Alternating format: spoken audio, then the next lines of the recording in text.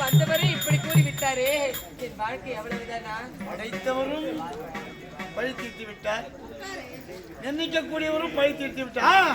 இதற்கும் மேலான ஒரு கடவுள் இருக்கிறார். யாருக்காரு? அழிக்கக்கூடியவர். யார் அவரு? ராமன், பரந்தாமன், அதிபரந்தாமன், நாராயணன், திருப்பார்த்திலே பள்ளி கொண்டு வாசம் பலக்கூடியவர்.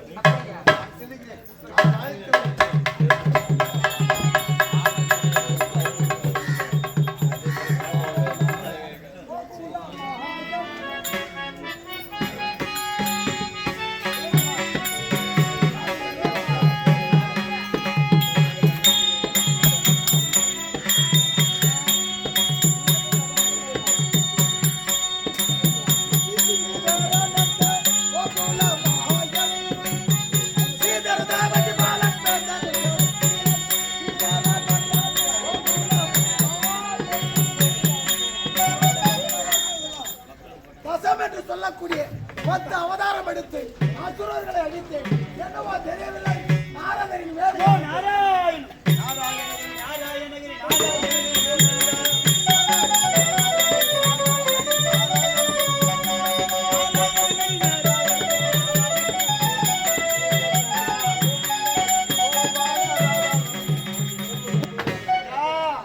மங்களம் நமஸ்காரம் மங்களம் உண்டாகட்டும்.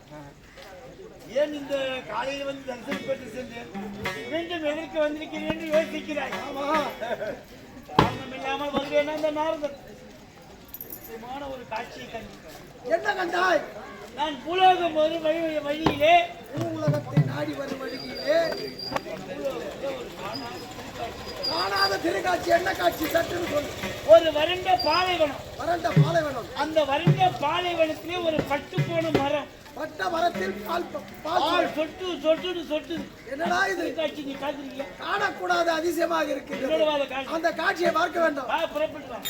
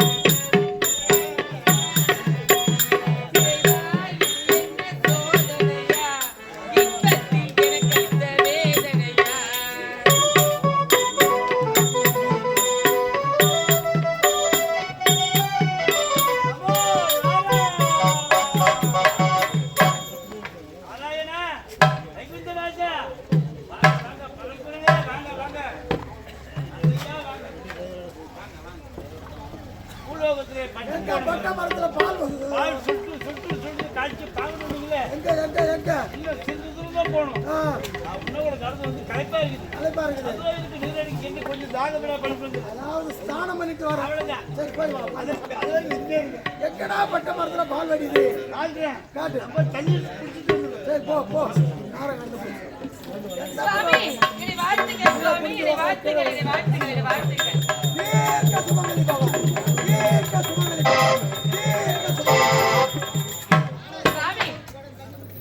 பார்த்து என்னவென்று வாழ்த்தினீர்கள்?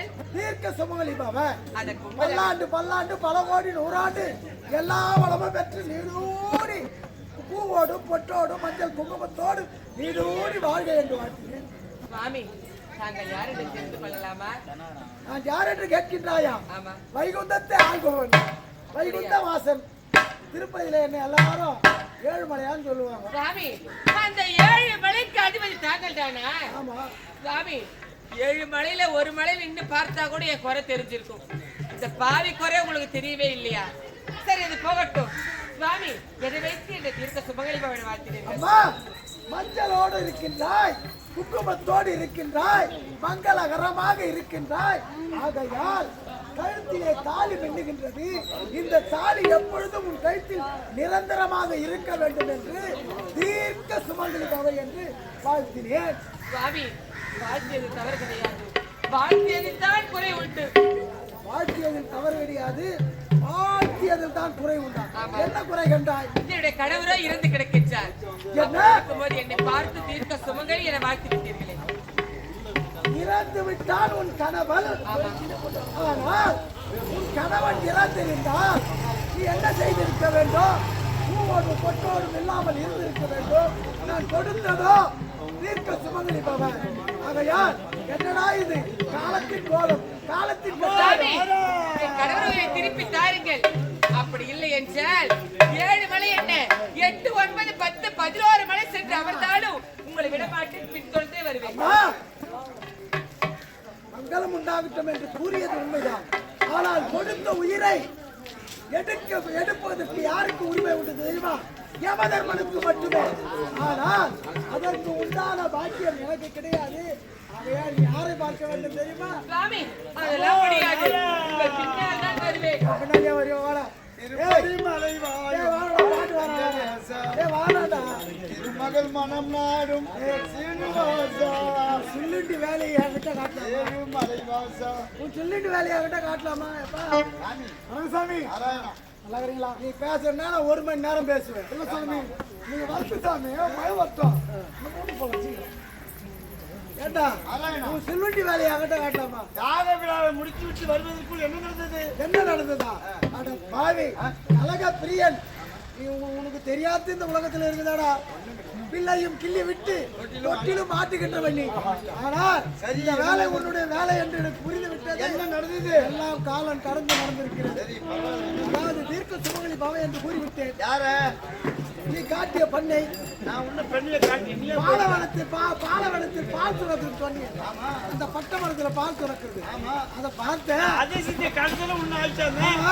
அதிசயத்தை காட்சியதற்கு நீ முந்தி கொண்டாய். ஒரு பெண் என் காலில் விழுந்தால் மண்டியிட்டால் முகத்தை மூடி மண்டியிட்டு பாதம் படிந்த உடனே தீர்க்க சுமங்கலி பவை என்று கூறினேன். நீயே வாழ்த்தி விட்டாயா? ஆமா.